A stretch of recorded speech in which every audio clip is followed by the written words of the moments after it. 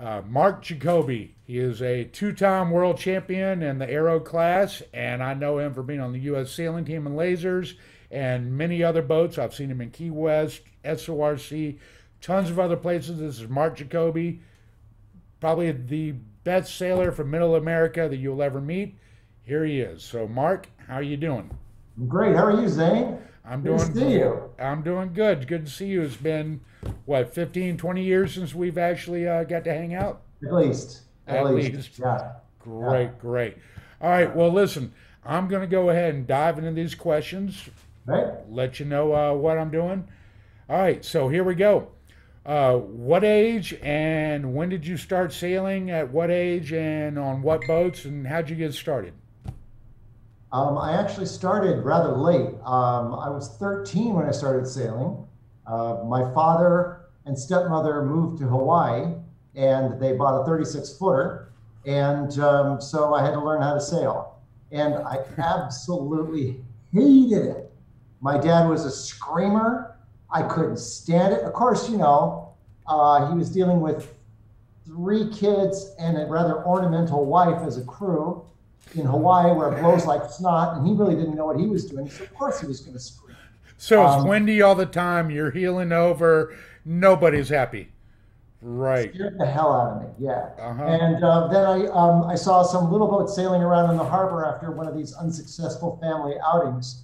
I saw these little boats with kids on them, and out of my yacht club, Waikiki Yacht Club, and I thought, you know what, that looks doable. So I went to the pool area where they had lunch, and there was this one kid who had been doing well in all the races. So I went up to him and I said, "I am going to sail with you this afternoon." And he said, "No, you're not." I said, "Yes, I am." He goes, "It's a one-person boat, and I'm not sailing with you."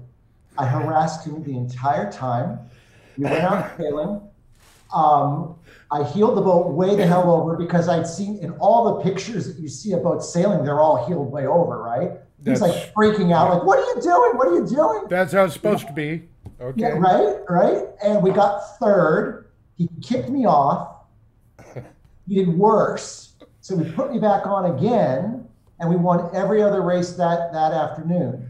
And Nice. that was Sam Kerner, who is a U.S. youth champion, 1985 U.S. youth champion. Out He of got a Hawaii. runner-up four. He was sixth at the Laser Open World Championship in 1985.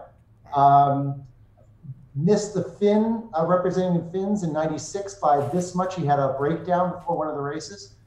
So we became best friends and worst Enemies. competitors and enemies on the water. It was a And, really great thing. and that's how you got started. That's amazing. Yeah, I that's how it yeah, I started. didn't have anything like that. So that's an amazing story. Yeah. Wow. So All it was right. just me So and Sam. We would go out and bash off of Diamond Head in our lasers. I weighed 130 pounds. Back then in the 70s, they didn't have a radial rig. So we yeah. had a full rig in 25 to 35 knots off Diamond Head in huge waves, weighing 130 pounds. And that's how I got my start sailing lasers. That is amazing. All right, I was going to ask you who were the early influences, but I'm wondering if you just covered it. But who were, all right, beyond him, who were the rest of the influences in your early sailing career? Who helped you? Who got you going? Who motivated you? What made you what you are now? Well, we had a really great head instructor at Waikiki Yacht Club at the time, Mike Radiani, who I'm still friends with. And he was so nice and gentle and calm and For a sailing instructor? great Really? guy. And he taught, he ran the program.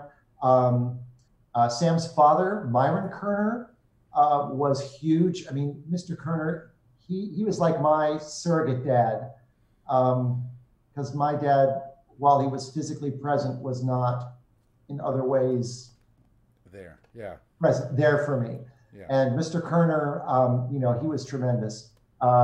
Sailing wise, I was so fortunate. I got to sail multi hulls with Dave McFall, who got a bronze in the Montreal Olympics in tornadoes. And he was like the first guy I went racing catamarans with. It was just amazing. So that was really cool. Dave Perry, Yeah. from the CISA clinics in Long Beach. I think I attended the inaugural CISA clinic where the teachers were Dave Perry and Dave Ullman. You know, some names you might have heard of, you know. Just a few. Yeah, Yeah. I know both those guys, and they're both yeah, incredible. And they're yeah, great coaches. So, yeah. yeah. Terrific, terrific. All right. So, at what point did you think you got good? When were you good? When did you think that you had a chance to keep going forward? When did you think you were good, man? Um, That's a question. I know. that's a question. How cocky Uh, are you?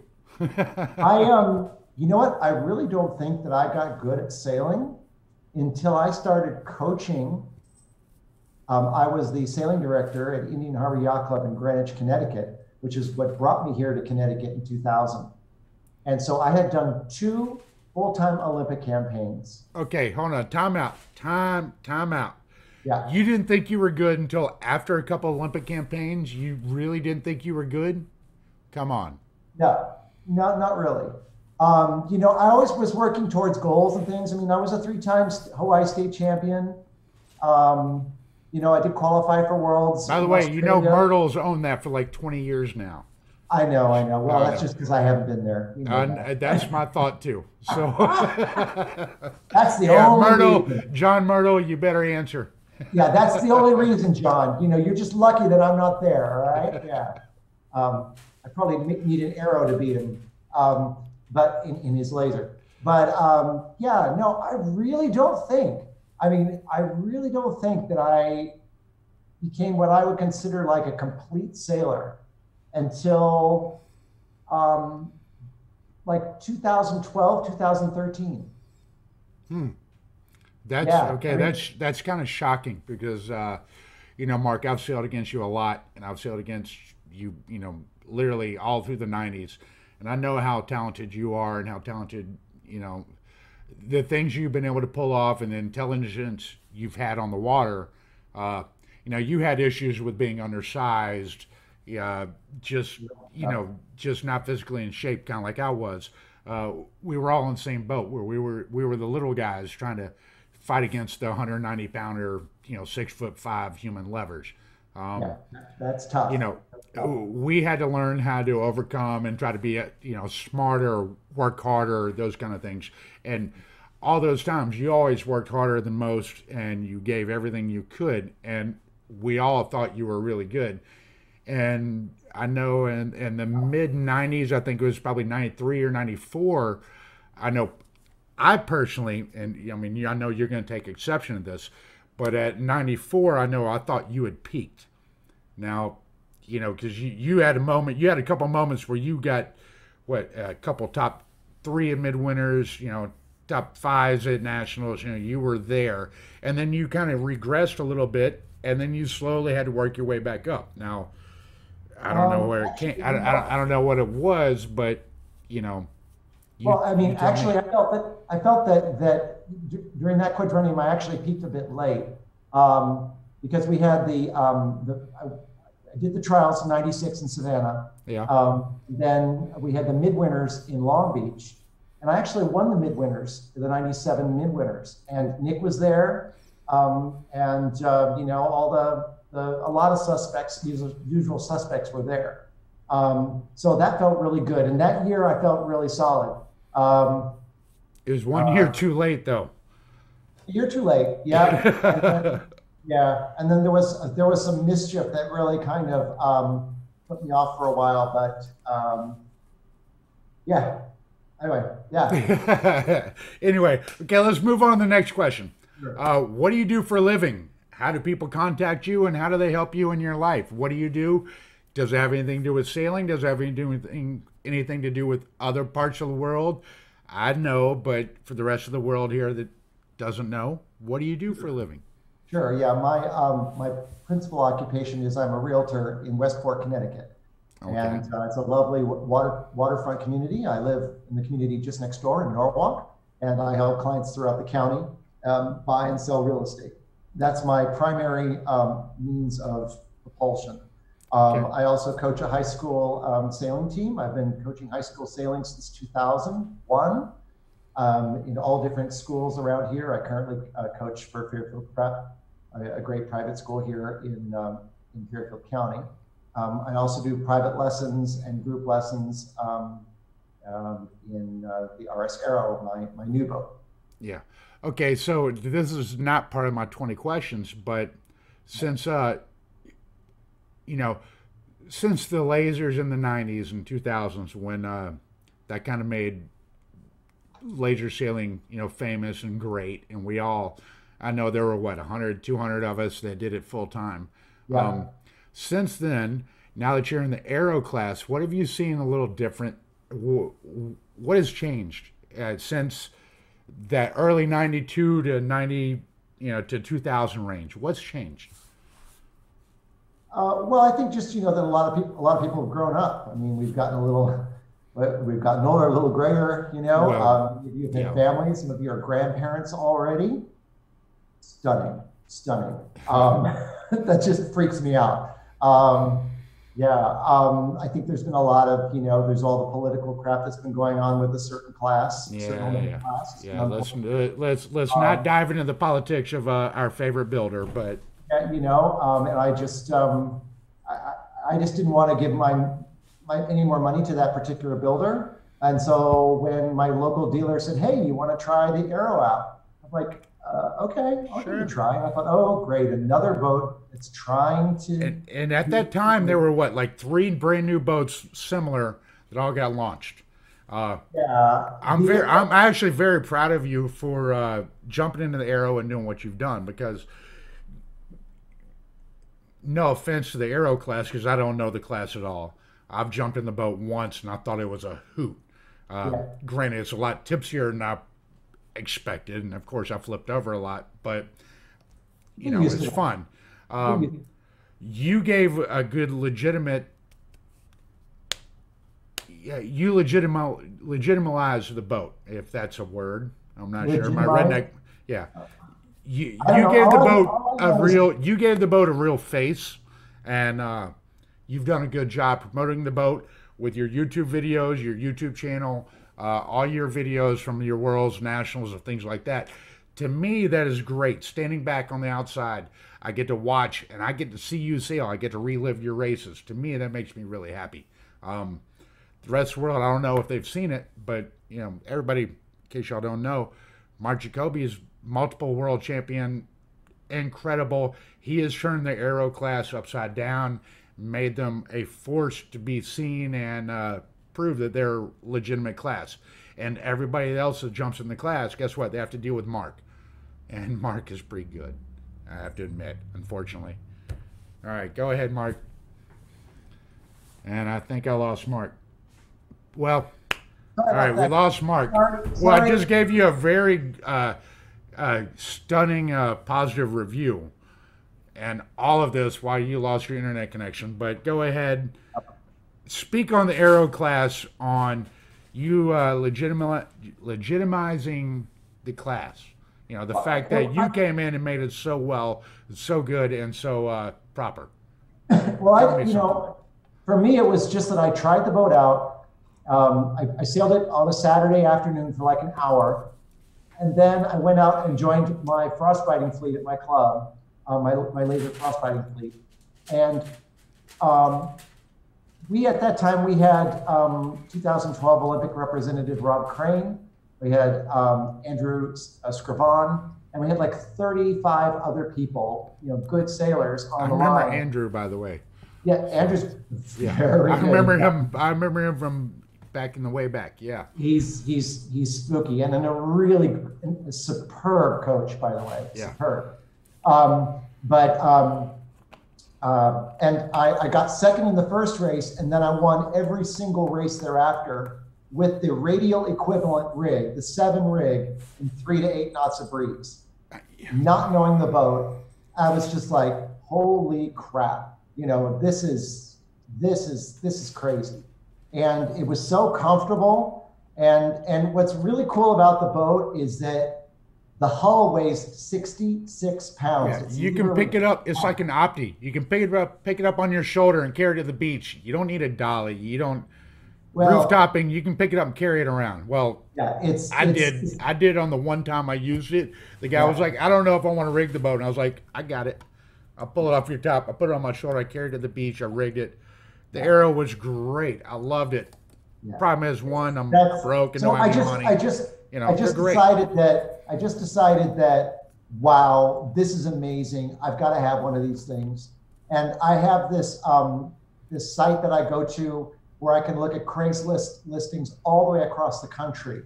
And I would every day I type in RS Aero, and amazingly one came up in Miami, Florida, and I happened to be sailing Etchells in 2 weeks later. So I went down there, I talked to the guy, he, gave him a completely lowball price, he took it. So all of a sudden I was an Aero owner.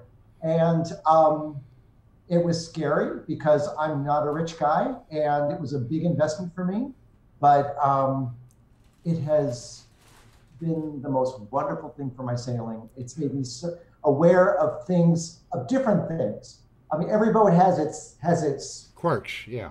has its things, right? The Aero is much more like a moth in that you're looking for pressure and speed.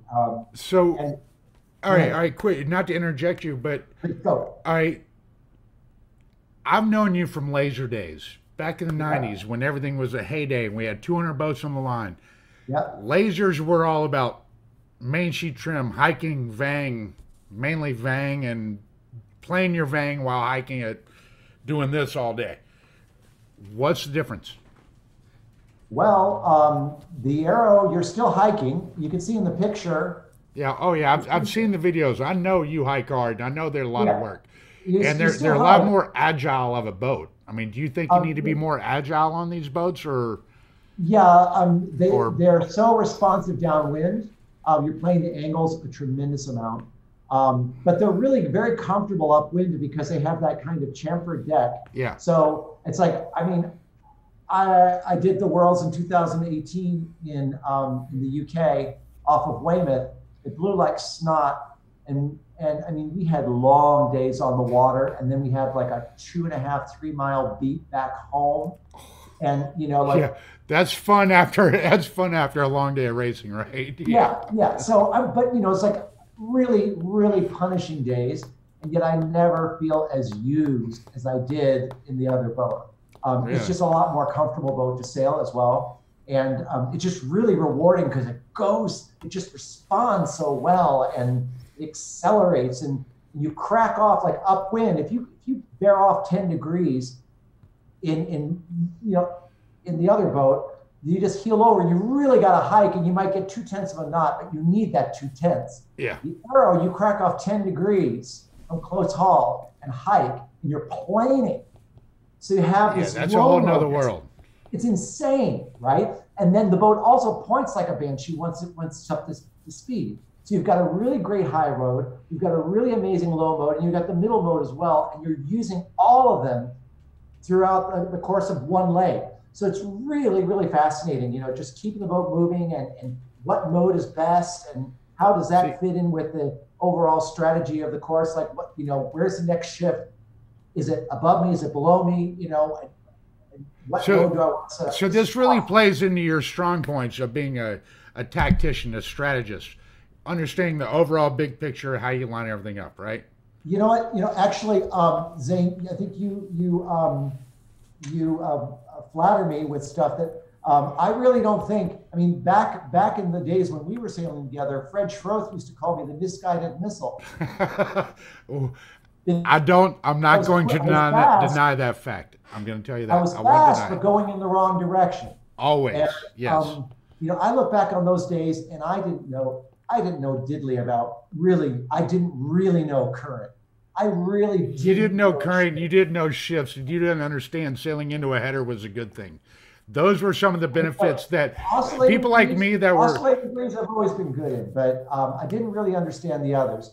yeah, Now I think I have a much, much better idea of what's going on. yeah. Mark, I've gotten to see your sailing career, evolve over the last 20 years. the things you've been able to do, and I think I ran into you in what 2002 down at Key West, and I think you were coaching a FAR 40 or something like that. And I know you've been involved with a lot of different things. Seeing your career progress over the years and seeing your overall outlook, knowing what you know now and knowing what you've been through, here's a really hardball question. What's your favorite place to sail? I know that's a hard segue, but yeah, it's really tough. I mean, I have so many fond memories of training off of Diamond Head in Hawaii, in Honolulu. Just bashing into those waves and surfing downwind, and it's hard to beat that. But not everybody is stuck in Hawaii, so let's discount perfection. Yeah, I mean, all right, you're awesome. what's your favorite place? I mean, come on. I mean, I know mine. Mine is actually an hour and a half away from me, and it's Fort Walton, Florida. Oh, I've never sailed there. I hear it's great. Oh, it's beautiful. But I was talking to Will Glenn. You remember Willie Swilly? Yeah, sure. Right? He was saying Wrightsville Beach and Oh, North Wrightsville Carolina Beach is beautiful. is his Yeah. favorite place. I was talking to Gail Turlick a little while ago. I don't know if you know her, but she loves all the lakes. She says Lake Gull and Michigan is her favorite place. Yeah, You know what found Hurley's that going to Wrightsville say. Beach. So The Arrows, we tried to sail in Palm Beach, Florida, for one of our midwinter during our midwinter series. We tried to sail there all the time, and sailing out in the ocean out there is just magnificent. It's so much different from sailing in a bay or in a lake. I know. It's ocean, hard. It's hard. Wave, surfing. All right, so nail it down, Mark. What's your favorite? Pick it. I mean, Diamond Head. I mean, Diamond Head's that's where it's at for me. I mean, that's when I die, some of my ashes are being spread out there. All right. All right. Yeah. Fair enough. All right, let's move on to the next question. Okay. Where do you see sailing going in the future? Where do I see sailing going in the future? Yes. That's a good question too. Yeah, all of mine are they're all serious. They're all real. So yeah, okay. I think that it's kind of interesting. I don't know. I mean, I think that we have a couple of different things kind of pulling at the sport right now. I think there's like the video friendly stuff, like with the foiling and the America's Cup and the Red Bullification of the sport. Yeah. But I think that a lot of people in the sport today don't really have the motivation or the conditions to sail or the money to sail in that kind of thing. So but I think, making it, I think that if we're going to have sailing grow, we have to make it fun. We have to make it inclusive. Very much women, so. kids, and kids are the main with thing adults. to me. Kids are the largest part to me. Hang on, my phone's ringing. Sorry. Oh, okay. Don't sell a house, or maybe sell a house while you're doing this. Yeah, right. I think that getting some very influential things for me growing up were when I was a kid sailing on bigger boats with adults. Yeah. And it was a great experience from learning about sailing, but also just being around adults who weren't my parents, and having their influences was really helpful. And I think it's really sad that we see such a stratification, especially in our country, of junior sailing off here in radials and 420s, and they're there in the summer. Yeah. And the adults doing their thing over here. And here on the East Coast, it's like you've got yacht clubs, and they have the junior yacht club over there and the adult clubhouse over there, and they don't mix. See, I'm not going to complain because we have the exact same thing here. I mean, I'm going to complain because I think they need to be intermixed as well. Absolutely. And there's no cross flow. yeah. So And I've always, I mean, ever since I was young, I was big on mixing of everybody and, and bringing young people into it. And they're very appreciative. It's a great experience for them. I know those people really had real impacts on me in my life. yeah, I'm very grateful for it. And I think we should be making opportunities for the kids today. I completely agree. All right, next question. Where are we? The best regatta or the best sailing trip, the best boating trip you've had. What is it? Whew. Yeah, I know. Think of trips in Diamond Hood, trips to Key West, trips in Connecticut. Something. Yeah, Come on, come yeah. up with something. Yeah, I mean, I've had some great regattas over the years. A regatta that was very satisfying to me was winning the 2013 Master North Americans in Newport. Yeah, I remember There were that. 100 Yeah. boats. And I blogged about that at my blogs. It's marcjacobi.blogspot.com. I blogged about that extensively. I mean, like a boat, I mean, leg by leg kind of. Yeah. It was really a very satisfying regatta for me. That was great. Just so you know, there were people like me that were married, and I was locked away from sailing and not allowed to go sailing for about a decade. I wasn't even allowed to read your blogs, but I did, and those things kind of kept me happy and involved, and so I'm very happy you did that, and I got to read a bunch of other people's blogs and things like that. Trust me, those helped people like me that were diehard sailors that got locked away for a while, so appreciate it. Much love. Anyway, Yeah, go ahead. my pleasure.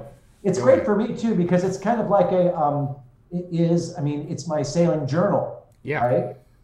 And I think it's really important for people to do a journal, to keep track of, what they're working on, and to acknowledge what went well, And as what well didn't? as what Yeah. needs improvement.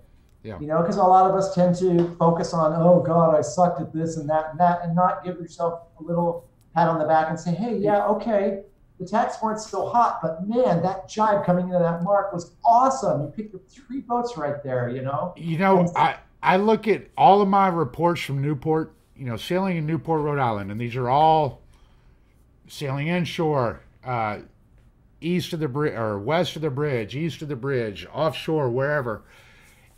Every single report, and luckily I took, like most people don't do, they don't keep a journal or don't keep a log of how they sail in different areas. And as much traveling as I did, and I'm sure you have, you probably wrote in a little note, sailing in Newport, the left sucked or the right sucked or whatever. You know where, you write little things. I went back through some of my journals, and I realized that at Newport, no matter inside, outside, just east of the bridge or outside in the ocean, left sucked always. And that was something I was not aware of because me being a favored start at the pin, bang left, minimize attacks, hit left, go right, that's something I learned from sailing in Europe, which doesn't matter what the fucking wind does. I didn't mean to say that. I'll have to edit that out. Doesn't matter what the wind does. You start, you grind to a corner, full boat speed, you tack, you grind back to the, at full boat speed. You don't really care about it. But I've learned in Newport, you don't go left ever. Well, This is like 10 years of documentation. So, and I'm sure you have that. I think it depends. And I think that it's really important not to get into it always or it never. Those kind of statements are very dangerous. But true. Certainly keeping a log helps.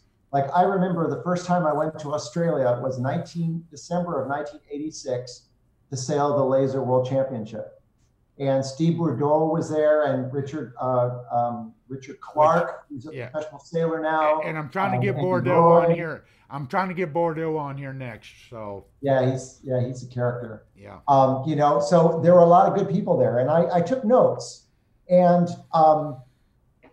when I was training for the Olympics for the 2000 games, we were going to be sailing so in 1999. So it was 12 years later. Just before I left for Australia, I found my old sailing notebook that had those notes all about what was going on in Port Phillip Bay in Melbourne. Yeah. And I read through them and I'm like, and it took me right back because I hand wrote them. Handwriting works great because it just burns it in your brain so much better. Not if you write like me. Right back. And I tell you, I mean, I was weeks ahead of everyone because I had sailed there before and I had that knowledge, and I had a really successful, for me at the time, a successful season down there. So it was great. Very good. Yeah. Okay. So best regatta or trip you've ever done, or did I already do this one? Yeah, we kind of said that regatta, the 2018 Worlds in the RS Aero Worlds in Weymouth were very satisfying. And I saw the videos, and that was great. My training partner and I, Madhavan Thrimalai. And y'all clobbered, the two of y'all clobbered everybody, didn't you? I think he got third, didn't he? Or fourth? No, so. Madhavan had a kind of a tough regatta. But I was really dialed in, and you were launched. I remember what was that. satisfying about that was that I had been really kind of struggling in the months leading up to that event, and I'd had some troubles with my reaching speed and a few other things. Well, according to the video, you didn't have any trouble anywhere because you would round the first mark 10 boat lengths ahead, and at the next mark you'd be 200 yards ahead, and at the next one you'd be 400. Yeah, the regatta ended up going very well. But it was the result of working very hard, and I'm so grateful for my training partner Madhavan, who really said, "Come on, let's go out, let's go practicing," and he'd blow me away, and then we'd stop and we'd talk, and okay, try this, try that, and go and do it again, and we really worked it out, and I'm very grateful. So it's good to have a motivational speaker in that. That's incredible, and I know a lot of people don't have that, but. A training partner, someone to keep you honest, is definitely a good thing. Yeah, it is. All right, so let's get to, all right, I've asked you that, Worst regatta experience. What's the worst thing you've ever had to deal with?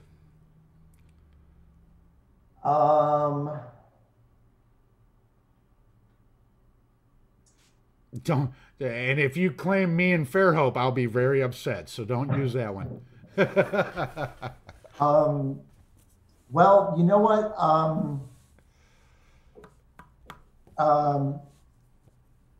There's one that sticks out in my mind. Oh, there's the one. That's the one I want. The thing is that I'm sorry, but that is not for public consumption. And I'm happy to tell you about it privately, but it's just not for public because the people involved are still involved in the sport. And it was, but basically it was the North Americans in Houston, Texas in 1997. Okay. And just bad things happen. You know what? Well, actually, I don't want any details. I don't want to know because the last thing I want to do is be politically incorrect or go after anybody. But basically, I was having a great regatta actually. Going into the last day, I was in third out of 100 boats. I was a top American.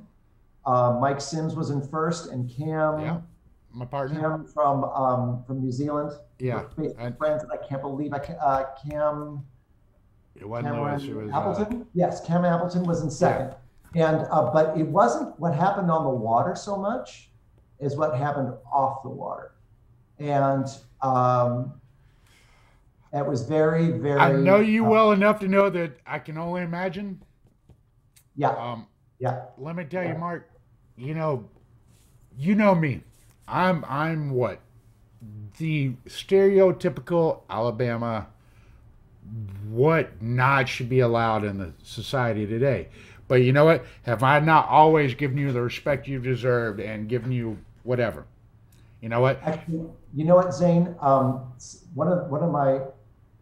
One of my sweetest moments in sailing occurred on the final day of the 1996 Olympic trials. And we were out on the barge in the middle of Yeah, in ocean middle of near Savannah, Alabama. getting eaten alive by mosquitoes. Yeah. Yeah. And a certain guy from Mobile, Fairhope, Alabama came up to me and said, "Hey, Mark, do you have a minute?" And I said, "Yeah." And he said, "Look, I wanted to talk to you before we got going because everyone's going to scatter after this day." But he said, when I heard that you were gay, and it freaked me out. But I've gotten to know you over time, and if other gay people are like you, I'm okay with it. And that guy was you. Me? And that was you, Zane Yoder. And I nearly cried. That meant so much to me. And that meant so much to me. And, back then, it was 1996. It was a different world. And, I got a lot of grief for being who I am. And you are one of the few cool guys, and I really appreciate it. And I'm glad to think that maybe in a little way your perspective was shifted. And I know you have kids of your own, and you're raising them with an awareness that you might not have had otherwise. So I'm grateful to had that experience with you. And thank you, Mark. Not to belittle that situation, but I take you as who you are. You're a great sailor, and you're a great guy. And I know we had our run-ins a lot around Leeward Mark roundings, starting lines, whatever. We yelled and fussed and cussed at each other just like everybody else does. Sure. But at the end of the day, I remember having this conversation. I do actually remember having that conversation and knowing you were gay, and at that point you had been quiet about it. And I can say, it didn't bother me because you know what? I knew who you were. You were a competitor. You were a nice guy. You would give the shirt off your back just like I would myself. We both worked together. We both had the same goal. Even though we didn't agree sometimes, we still worked together. And that's the main thing is, it doesn't matter. We're one big family. If you're not family, you're not, you don't involve in the sport. I think it was kind of cool back then because there was a bit of, there could have been more, but there was having grown up in Hawaii with my friend Sam, it was just the two of us, and we were very isolated from the rest of the world. And we would be reading U.S. The magazine at the time, not Sailing World. It wasn't called that. It was Yacht Racing and Cruising. And yes. We would read about the other kids doing, great at these regattas, and we're thinking, oh my God, And you're stuck on an island with no coverage, not knowing what you're doing, Brian not even knowing if Ledbetter. you're any good. Yeah, Brian Ledbetter must be training every day. We've got to be animals. We've got to go out there and train and work. And because it was just the two of us, we had to self-train, and we had to share. So we would sail for a while, stop, compare notes, and then continue on, And I was always struggling a bit because Sam was always at least 20 pounds heavier than I was. Of course. Everybody was heavier than us back then, dude. We were the pinners, man. He hikes like a fiend. He's really really good sailor, and very very focused and determined. So it was great. I came from that kind of background of sharing and being collaborative, and I think it's and I understand that Malcolm Page, the former head of the U.S. Olympic thing, he's tried to instill that attitude in in some of our classes, like the 470s and things like that. And I saw some interviews that seemed to indicate that people really appreciated that. I think it's a really great way to be. I think that, I totally understand, 3 months before the trials, things are going to get a little bit more closed-lipped. But ultimately, it's like we're trying, if I can sail faster, we got to bring it up harder. Yeah. You sail faster, you push me harder, and then we can grow together. Yeah, And that's something that whole '90s mentality was, and you were part of it. We were all part of it. In the '90s, we were all coming off of local yacht clubs, you know, the most talented people from each individual yacht club around the country. We all showed up and started racing against each other in lasers, and we all got really good. And we realized, okay, we all suck. We have to get better, and we all just worked each other up until, by the end of the '90s into 2000s, the U.S. actually became decent. And even though our medals might not have showed it, we ramped up the sailing in the United States, just in the entire United States. Our whole group started it in the early '90s, '92 up to '96, and then '96 to 2000, ramped it all up until it became great. Up until that point, we had just been riding on, Dennis Conner and Ted Turner and money to do it. Since then, we had to build from within, and you were part of that grassroots just like I was. We made that happen. Now, that's something I think we can all feel proud of. All right, now with that, let me move on to the next question because we beat that one to death. All right, where are we? Okay, here's the best one, best question of all of them. What's the strangest thing you've seen floating in the water? And by the way, my father just walked in the door and he's on the phone, so yeah, things happen. I saw his butt. He got butt. All right. Strangest thing I've seen floating. I've seen a human arm.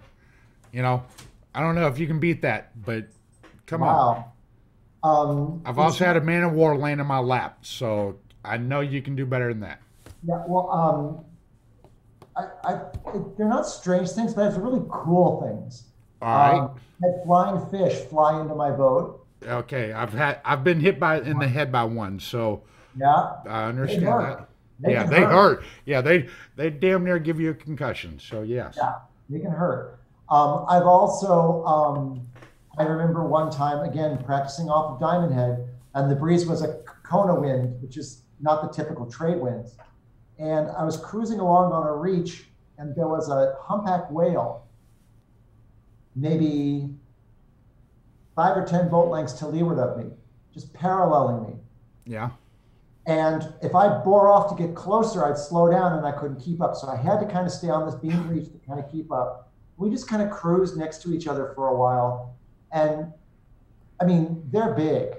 Yeah, they're huge. They're 3 times anything you're in. Yeah. Yeah. And I find, you could be scared about something that's bigger than you, or that's something that we don't have control. But I actually find it actually comforts me because it reminds me that I am a human being. I'm this little speck on this little speck in this little speck of a universe. And if something's meant to happen, it's meant to happen. And but we're given the opportunity to have experiences and to just open your mind and your heart to them and let them in. And I remember my dad or my stepmom, they used to say, my stepmom used to say in her Australian accent, "It's a tough world out there, Mark. It's a tough world." And,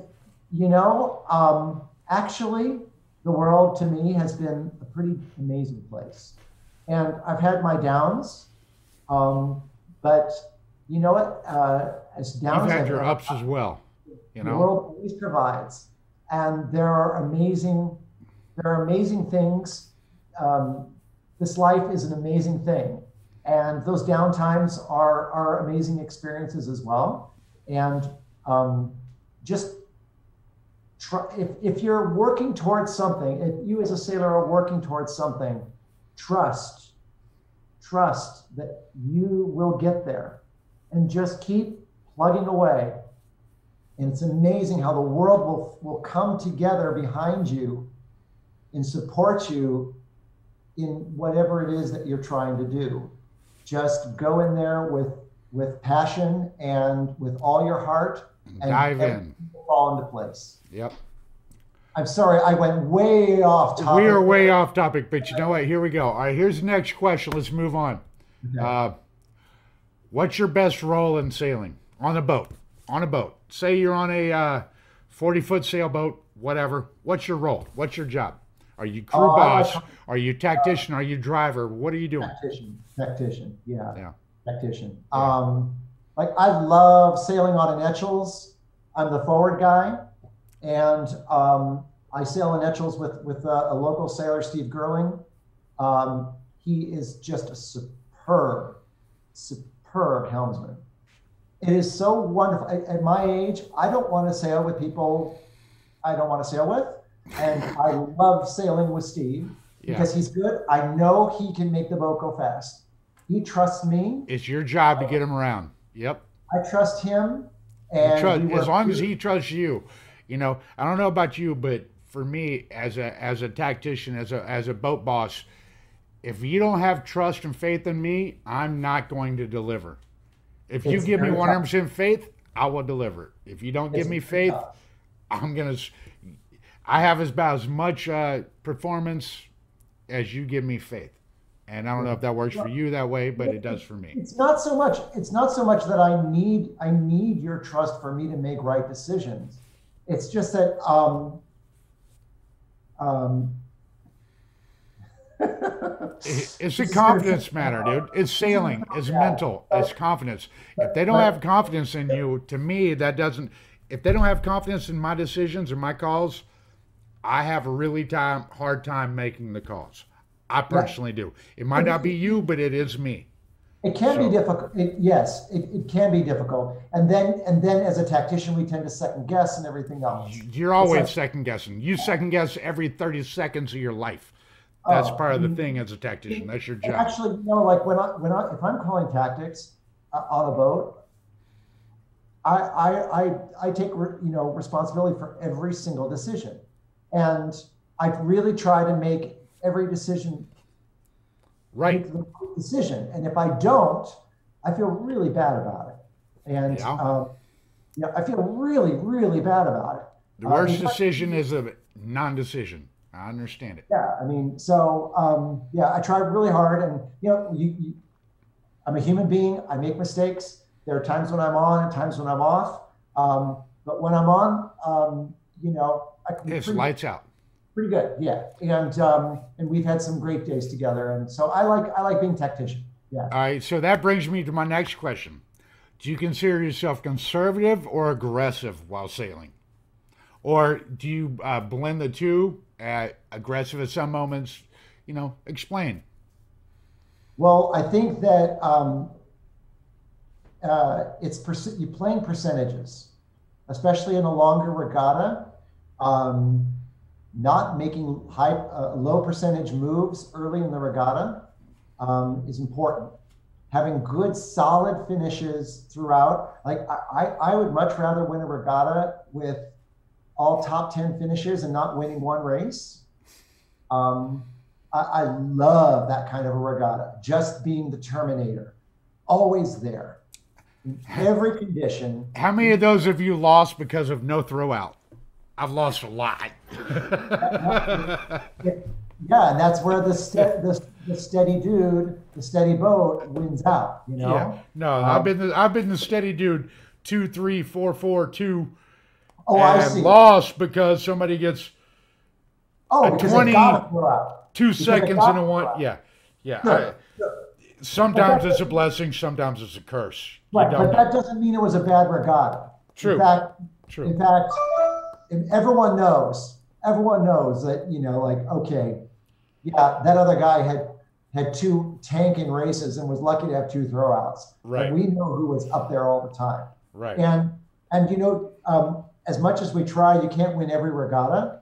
And so it's like, but I think it's over, but it's creating a body of work over time Yeah. that you can be proud of.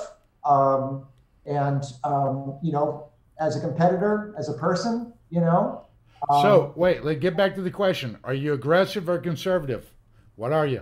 I would probably say I'm more Both. conservative. I'm more conservative, and I'm assertive at when I need to be.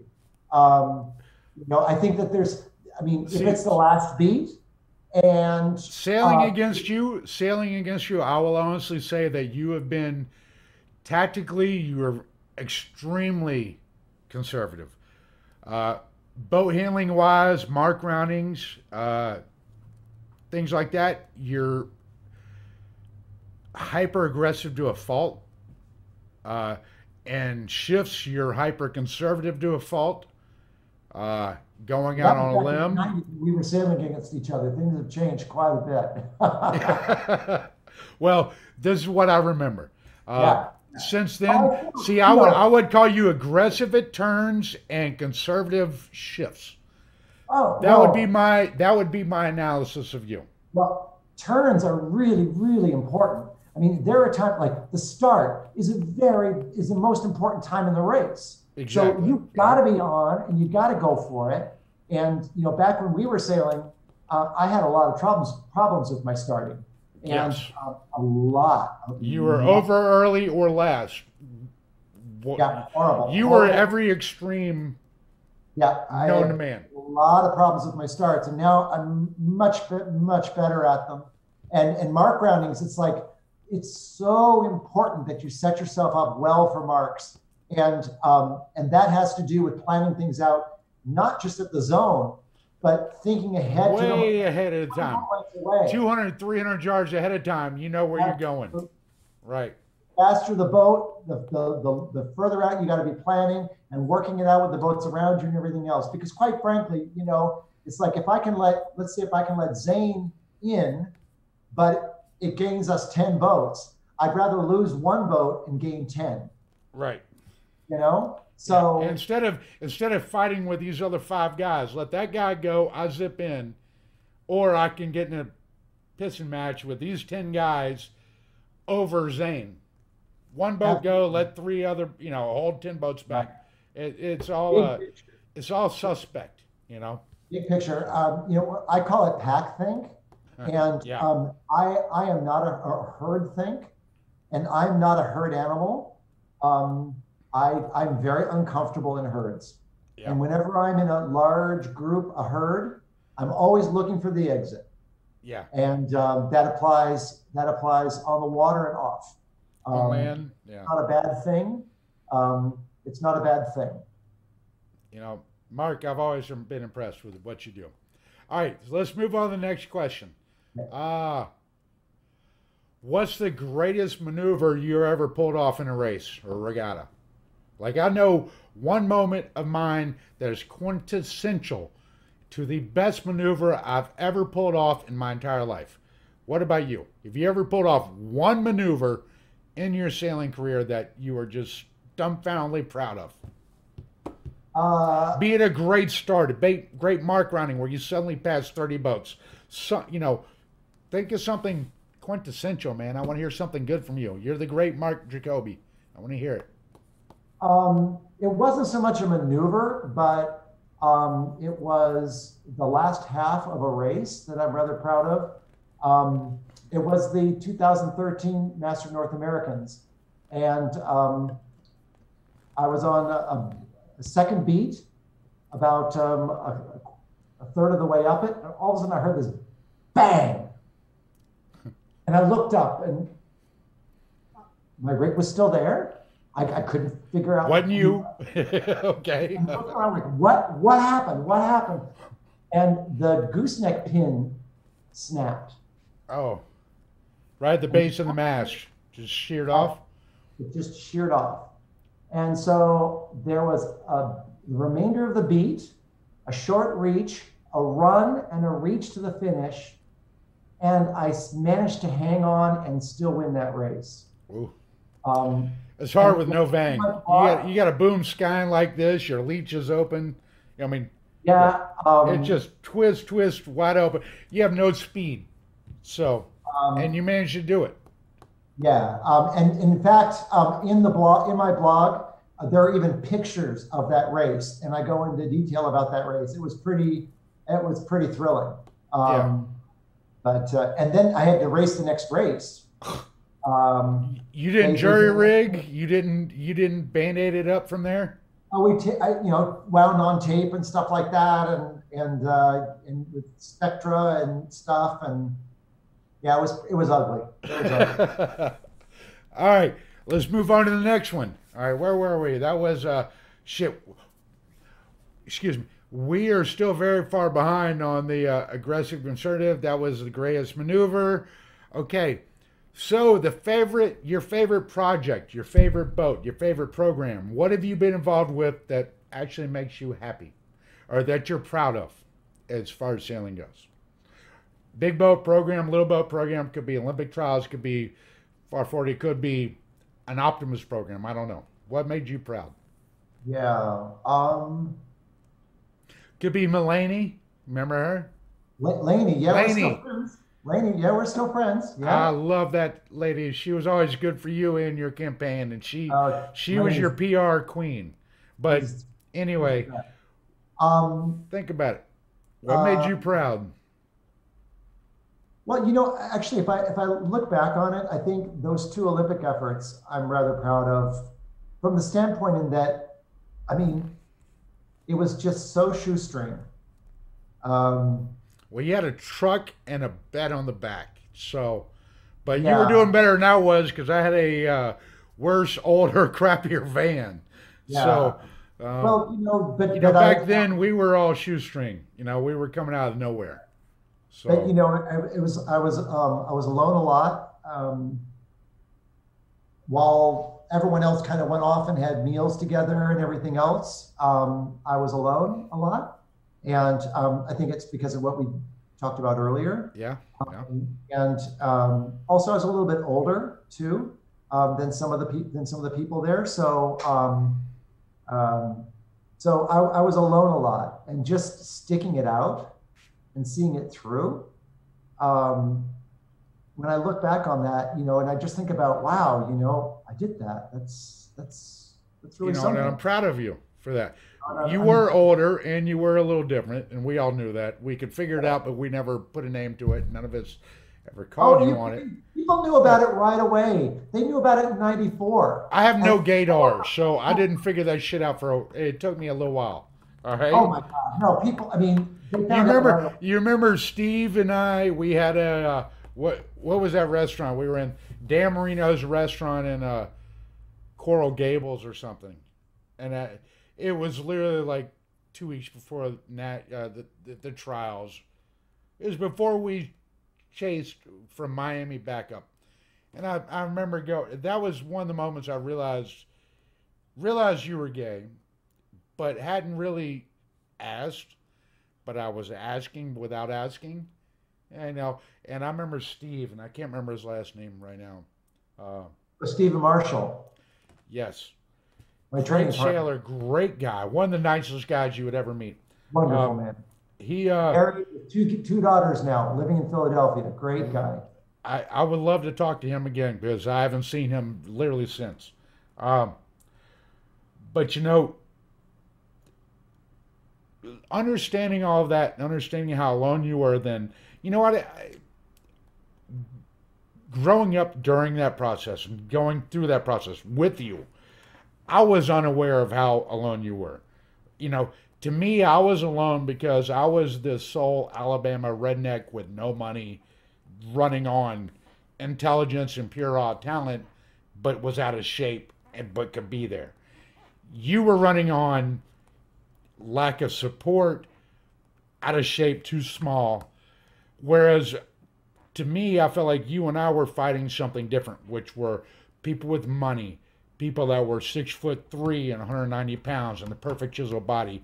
And the bad thing is, they had money to back them. And I feel like we all had issues we had to overcome.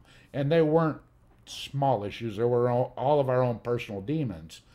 But you had obviously more so than the rest of us.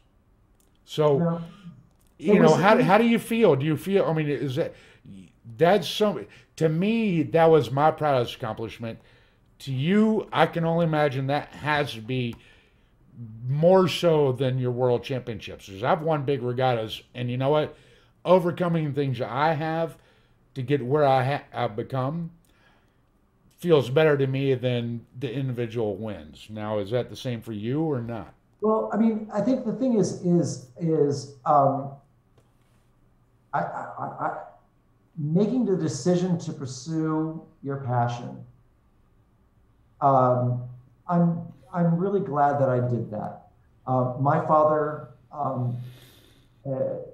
was not at all supportive of my sailing, even though he's the one who got me into it.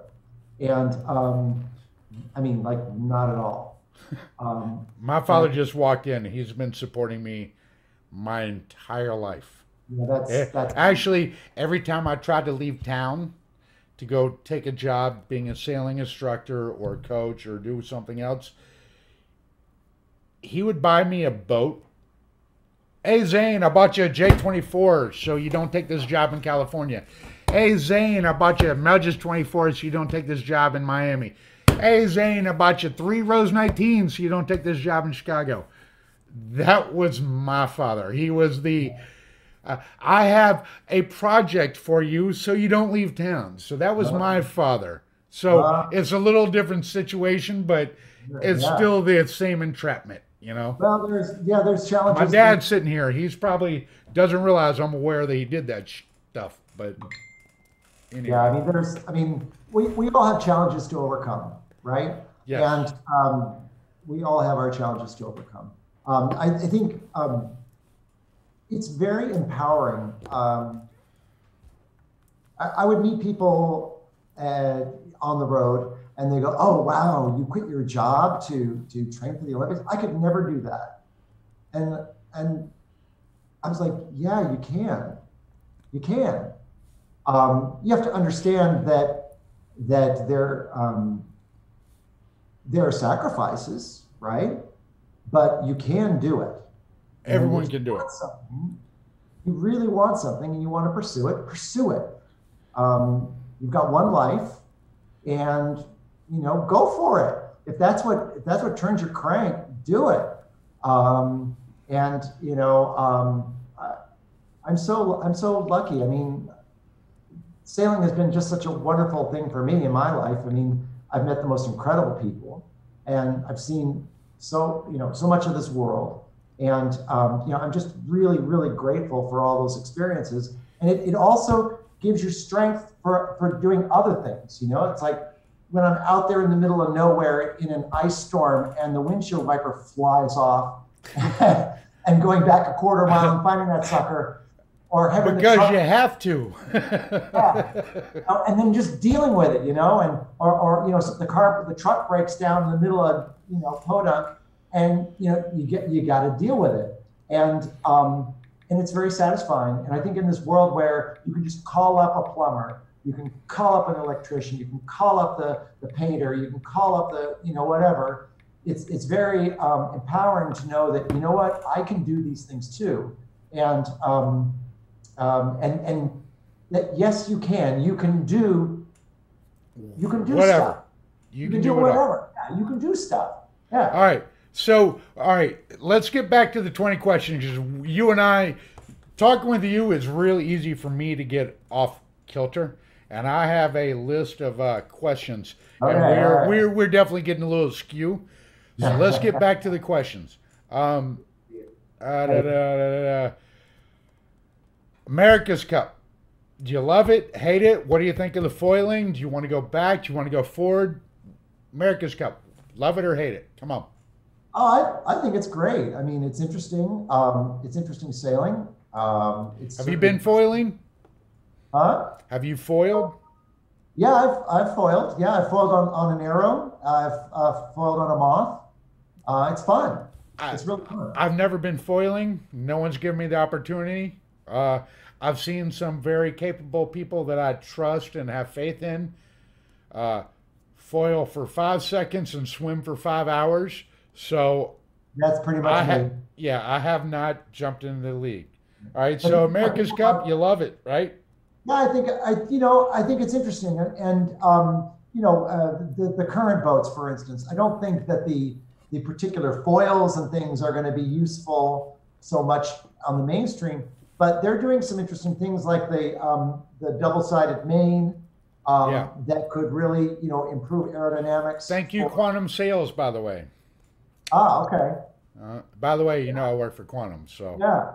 So, that is all quantum designing and dealing with that. yeah, The yeah. whole I mean, program is all. Anyway, go ahead. I'm not there's going so to many turn this advances. into commercial There's shit. so many advances that have from the America's Cup that have trickled down to our, to the sport. Laminate sales, the lines that we use. The lines are incredible. The strength of the sales, the lines, everything is getting so strong now. Yeah, You're blowing yeah, things up. You put all this new technology in an old 1960 boat, you're going to break the boat before you break everything else. Just for the way. one of the things, I mean, I think that it's really, they're really trying hard to gear it towards being exciting for TV. Yeah. And I get that. They're trying to monetize it, and they've got a lot of professional sailors that are trying to make their livings off of this. I don't know if it appeals so much, that some of the things appeal as much to the typical sailor as it might appeal more to the lay people. But I think as long as the racing's close and interesting, then it's interesting. Yeah. But the America's Cup has never really been about that. It's about having an overwhelming technological superiority. And usually one boat's going to be a lot faster than the other. And absolutely right. It's all about technology. Yeah. There's a talent. There's definitely a talent influx to America's Cup, but I think technology, design, implementation of the design has primarily been the key of that entire trophy, and that's where we're literally at right now. We have these AC-75s, which are just insane machines. And I have no idea what's going to happen. I have no idea how many people are going to die doing this, but this technology is so advanced and so forefront. Somebody's going to get hurt, and God forbid it's not somebody we know, but it's a scary part of the sport. If there's a collision, it'll be very interesting. I don't think there's going to be a collision. I think that just, a drop in the bow or drop in the stern. I think just individual engineering failure is going to kill someone, not a collision. I think that the sailors themselves know to leave each other 2-3 boat lengths of room. Granted, at 40 knots, how easy is it to get that much room? You can't. Well, you screwed up 10 seconds ago before you ever saw it. They do that on the cats already, but what I'm thinking is that there's only so many of these boats out there, and they're all six, trained one by themselves. So it's like we've not seen these boats together, and how they respond together. That'll be interesting to see, maneuvers and that sort of thing. But I mean, look, these guys are all pros, as you say. They know what they're doing, and I have a feeling it's going to be just a momentary lapse of judgment, or as you say, possibly a gear failure that might happen that could cause something, and then it'll be on the news. It'll be front page in the news, and that's what that's what sells NASCAR. That's why people go to NASCAR. Yeah, people watch NASCAR to see the wrecks. I don't watch sailing to see the wrecks. I watch it to see who's covering who. Right. All right, so the next question. What are your future plans in sailing? I know we have this little pandemic happening. Don't mention the name, but we have this happening, and sailing, as far as my world has been shut off for at least 3-4 months. I have no idea what's happening. If anybody wants to order a set of sails, call me. It'll take a couple months, but what are you doing for the next couple months? What are your plans? What are your plans for the next year? What are you thinking, after this? Fortunately, where I live, we can still go sailing. And we keep small numbers, and we're not racing, but we can go out sailing. And I race single-handed boat. My Arrow is a single-handed boat. And it's just such a You don't have 8 people on your boat? Come on, man. Yeah, put them all on the rail. Yeah. No, I mean, it's just such a joy to hop in that little boat. I mean, after I've been cooped up in my house for a week, and I put it in the water and I sheet in, and it just, oh, it's gone, and it's just. Okay, but that doesn't tell me what your plans are. Yeah, 8 months so from now, what are you doing? I plan on Are you in the worlds? You going to Australia? You going to England? You going to Europe? What are you doing? We had the world's. When's the Marc Jacobi World Tour going to happen? What's happening? Right, well, though, unfortunately, they just canceled the worlds that were scheduled for the Columbia River Gorge for this year, unfortunately. So, and I think, most regattas have been canceled until, like September. Very much. But I plan on continuing to sail. I have a nice little gym in my basement, so I'm keeping myself fit. And just sailing as much as I can. I'm working on some coaching things, some virtual coaching ideas to help people out, even if we're halfway around the world, working on ways to help people with their sailing virtually as well as in person. So it's kind of exciting, and already, looking ahead to next year to Florida, and maybe try to get in Etchells again with my buddies. Of course, doing the winter circuit with the Arrow, and yeah, that's that. And also, I've been keeping my eyes on multi-hulls. You know what, Mark? You do enough stuff. I don't want to hear about multi-hulls. I want to hear your view on what do you think about the state of women's sailing now? Women's sailing, come on. Women's sailing. Women's sailing. Give me. Yeah, I need a personal view, baby. Come on. I think I really enjoy sailing with women. I always have. In college, obviously, I had women and male crews, mostly women crews, and I always fantasized. About doing an Olympic campaign with J.J. Federer /Eisler. Always. I met her at Collegiate Nationals in 1984. Hey, you know they're talking about this new double-handed big boat offshore thing. I was thinking something more high performance, like a 420 or 470. Oh, we're way too old for that. They're talking about they're actually proposing a boat, which is like a 30-foot boat. 35-foot boat, whatever it is, double-handed, where the skipper has to be over 50 and the crew has to be over 45. And if you're under that, you get a 2-hour penalty for the start. They're proposing weird things like that for the Olympics. Now, for people like me, that's not the Olympics. That's not. No, this is for the Olympics. I've read the proposal, and it is shocking, and it does nothing but caters to people like you and I. Older people, where we can find one of these older women that used to be an Olympic girl, and you have has to be a male or female, and your average age has to be over 45 or some. I didn't realize that there was an age. No, there's a proposal that is, I don't know if it's accepted or not, but there's a proposal where they're forcing old people to be involved in this double-handed longshore, blah blah blah.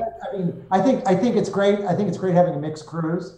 I think as far as junior sailing is concerned, it's just really important because the boats that kids sail, 420s and radials for the most part, and 29ers, 49ers, whatever, as they grow up, 29ers and there are a lot of great lady sailors sailing Arrows too.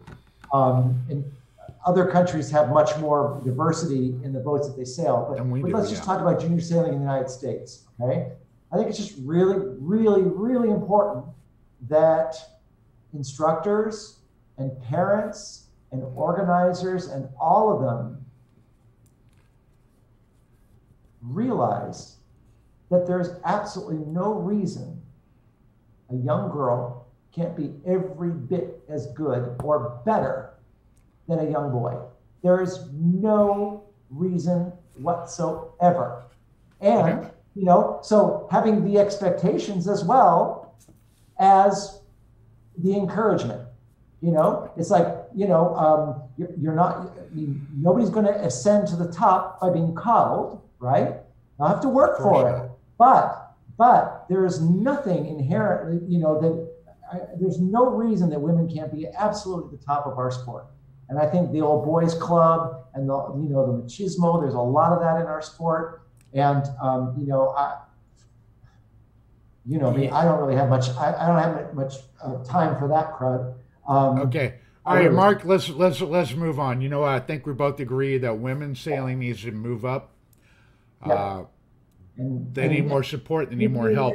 Any woman who's watching, any woman or girl or whatever, you absolutely can do it. You're welcome on my boat. I'll work you hard, but you're absolutely welcome on my boat. You're on an Arrow. You don't have room for a girl. I sail other boats. We'll figure it out. Hey, Yeah. all women are always welcome on my boat. Yeah. All right. Next question. Yeah. What are your ideas on growing the sport? The sport seems to be dying because of multiple reasons, financial, hurricanes, yada, yada, yada. Like, I know my entire area is dead because of Hurricane Katrina, Michael, one disaster after another. Yeah. We don't have enough boats. Our fleet went from 300 boats down to 100 boats. The next hurricane, we went down to 70 boats. Our sailing in my area is just dying because nobody's going to buy a boat after the hurricane killed it. What can we do to raise the sport up? What can we do to grow the sport? You tell me.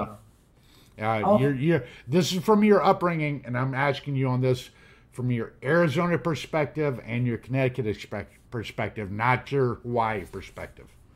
All right. Well, I never lived in Hawaii or in Arizona. Where were you? Yeah, where were you? I lived in Utah. I lived in Utah when. Okay, your Utah perspective then. Sorry. Yeah. Well, I think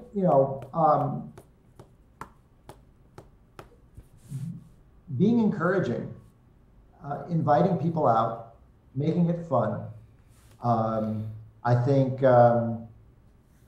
being creative in the types of regattas that we do, not just windward lewards all the time.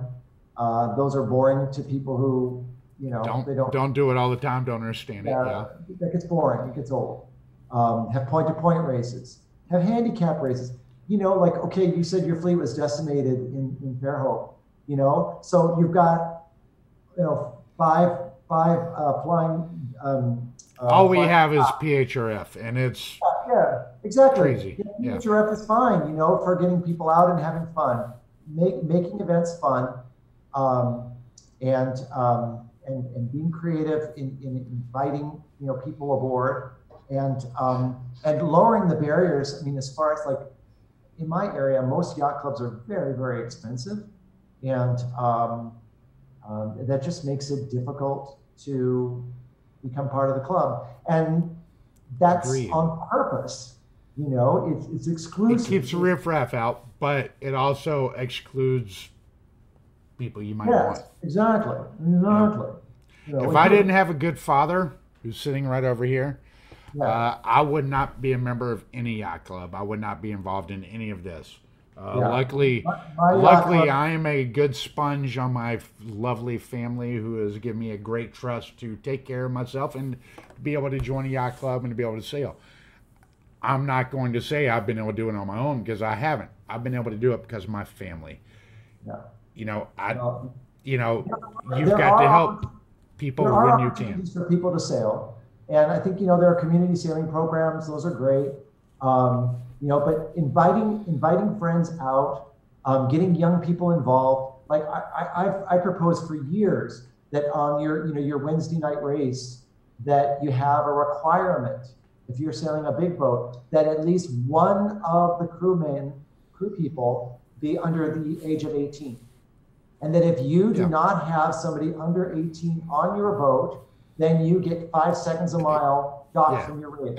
It's 6-second penalty, something, Yeah, something painful, you know? Yeah. And if you have two kids, you get a three, you get So a you get the double boost the other way. exactly, Great. exactly. You know what I mean? And people will scream and go, ah, that guy, he put four kids on his boat and he's getting 12 seconds a mile. Uh-huh. Yeah, Yeah. we actually have events like that. We have this race down here, is race around the roads. If you're dressed in a costume, you get 15 seconds. If you have a dog on the boat, you get 6. If you have a cat, you get 15. Stupid little things just for fun. But But all right, I think it's really important that those of us who are entrenched, that we reach out and make things available to people who aren't too. I mean, it's exactly, because we're entrenched. Let's try to cater to the people that aren't. All right, so let's move on to the next question, which is similar to the last one. What's your best advice for new people into sailing? How do you get them into it? How do you get them to stay into it? How do best advice for new people? Lay it on me. um, stick to it. Don't give up. What? Yeah, stick to it. We have a guy in our aero fleet. He just started last year, and it just I'm thinking back on it, and he did just start sailing the boat last year, and he's come up so far. It's unbelievable. But he's an information sponge. He's like on YouTube. He's reading the articles in magazines. He's going out Soaks it up. Yeah. and he's really passionate about learning, and he has come so far. It's the coolest thing to see. Just understand, as adults, we have a tendency to think that, oh, anything that we do, we've got to be an expert at. And one of the things that scared me about getting into the aero was that, oh my God, like I sailed a laser for 40 years. I know the laser really well, and now I'm moving into a boat that I don't know at all, and I've got to Yeah, learn. but you weren't alone. Nobody Suck. knew the boat. I'm going to suck, and it's scary. Ta-da! 2 world championships later. Well, but I mean, the You thing still is, suck, by the way. I'll come after you when I want to. when I went when I went to that first world championship, I had no idea. I had no idea where things would shake out because I'd never sailed against these people before. Again, it was the same situation. I'd read about all the events they were doing, and they were getting 100, 200 boats at regattas and stuff. And I was like, oh my God, that's really good. And I've got to work on, So just keep plugging away.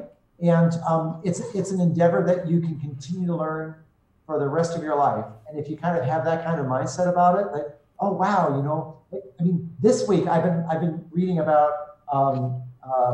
trimarans and multi-hulls and construction and canting rigs and all this other stuff, and just always something to learn. And so it's really cool. Just stick with it. And like when you show up, bring some beer or bring some food. Stay late and wash the boat off. If anybody asks you to do something, do it. Be available. I mean, it's just like when you're trying to break into anything, like you're trying to break into business, right? Remember back when you were an intern? Start talking to people and learn. All right, Mark, time out. Next question. Last question. What do you have to add to all of this that has been said? Everything you've said, put it down to I want a one paragraph because we're running out of time and I got to hit the head. So nail it down, man. Be quick. Add anything you want. Here's your chance. Okay. Nothing much to add. Just go out and have fun and enjoy the planet. Our sport lets you enjoy the planet and respect the planet. Take care of her, and she'll take care of us. And take care of yourself. And have fun and be good to each other. That's it. That's it. Hey, everybody, I want to thank you on the behalf of Sailing Views. I want to tell you this is Marc Jacobi, multiple-time world champion, multiple-time national North American champion. This guy is for real. He's the bomb. He's a real estate agent in Connecticut. And let me tell you, he is a great guy, a great person to know, and a great sailor, someone you want to be around and someone you want to know. Marc Jacobi, everybody, thank you very much. This is Zane with Sailing Views signing off, and thank you very much. Bye-bye.